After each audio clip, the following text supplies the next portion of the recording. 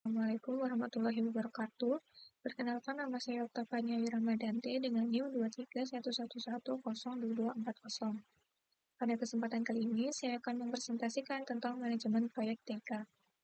Dalam presentasi ini, saya akan menjelaskan secara singkat apa itu manajemen proyek TK, bagaimana karakteristiknya, jenis organisasinya, proses yang dijalankan, sertifikasi yang bisa diambil, serta beberapa tools yang digunakan dalam pengelolaannya.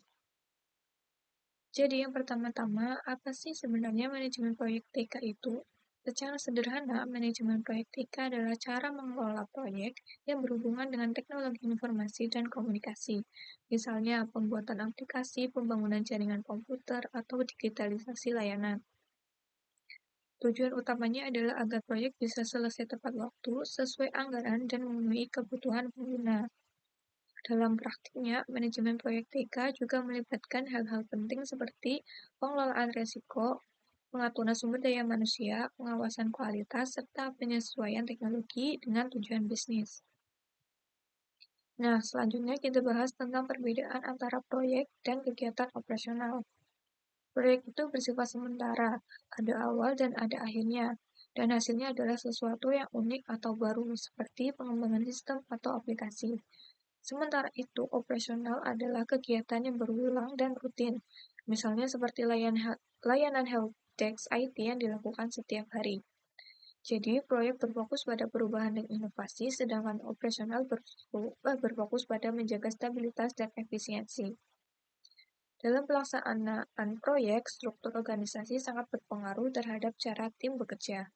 Ada 3 jenis struktur organisasi proyek yang umum digunakan. Yang pertama adalah functional organization.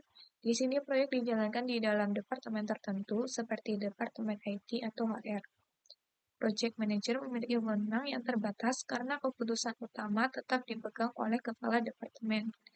Yang kedua adalah projectized organization, di mana semua sumber daya difokuskan pada proyek dan project manager memiliki wewenang penuh.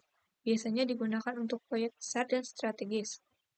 Dan yang ketiga adalah matrix organization, yaitu gabungan antara keduanya. Dalam struktur ini, anggota tim biasanya punya 2 atasan, manajer fungsional dan project manager, sehingga perlu komunikasi yang baik agar proyek berjalan lancar. Sekarang kita masuk ke dalam proses manajemen proyek. Berdasarkan panduan PMBOK, ada 5 tahapan utama yang dilakukan dalam setiap proyek. Yang pertama ada inisiasi, yaitu penentuan tujuan proyek dan siapa saja yang terlibat di dalamnya. Yang kedua ada perencanaan, di mana kita menyusun jadwal, anggaran, pembagian tugas, serta strategi komunikasi. Yang ketiga ada pelaksanaan, yaitu menjalankan semua rencana yang telah dibuat dan memastikan tim bekerja sesuai peran masing-masing. Yang keempat ada pemantauan dan pengendalian, yaitu mengevaluasi progres proyek, mengukur kinerja, dan memperbaiki bila ada kendala.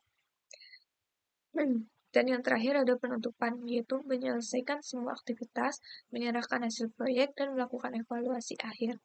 Dengan mengikuti 5 tahapan ini, proyek bisa berjalan lebih terarah dan terstruktur. Untuk menjadi project manager yang profesional, kita juga bisa meningkatkan kompetensi lewat berbagai sertifikasi. Beberapa sertifikasi yang terkenal antara lain ada PMP dan CAPM dari PMI yang dilakukan secara global.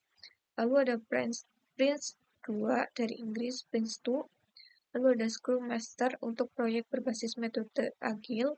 Lalu ada ITIL Foundation untuk manajemen layanan IT.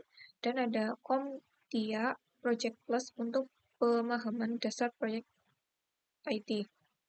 Sertifikasi ini sangat membantu untuk meningkatkan kemampuan kita dalam pengelolaan proyek sekaligus menjadi nilai tambah di dunia kerja.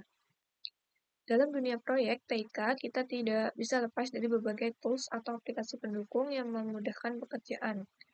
Untuk perencanaan dan penjadwalan, kita bisa menggunakan Microsoft Project, Gantt Project, atau ClickUp. Untuk komunikasi dan kolaborasi, tim ada Slack, ada Microsoft Teams, dan ada Trello. Untuk pelacakan progres proyek, bisa menggunakan Jira, Asana, atau Monday.com. Dan untuk Dokumentasi serta pelaporan data bisa memakai Google Workspace, Notion, Confluence, Power BI, atau Tableau. Semua tools ini membantu agar pekerjaan proyek lebih mudah dipantau dan bisa bekerja dengan efisien. Nah, dari semua pembahasan tadi, bisa kita simpulkan bahwa manajemen proyek TIKA sangat penting dalam memastikan keberhasilan proyek yang berhubungan dengan teknologi. Dengan struktur organisasi yang tepat, proses yang terencana, tim yang solid, serta dukungan tools dan sertifikasi yang sesuai, proyek bisa diselesaikan tepat waktu, efisien, dan memberikan nilai tambah bagi organisasi.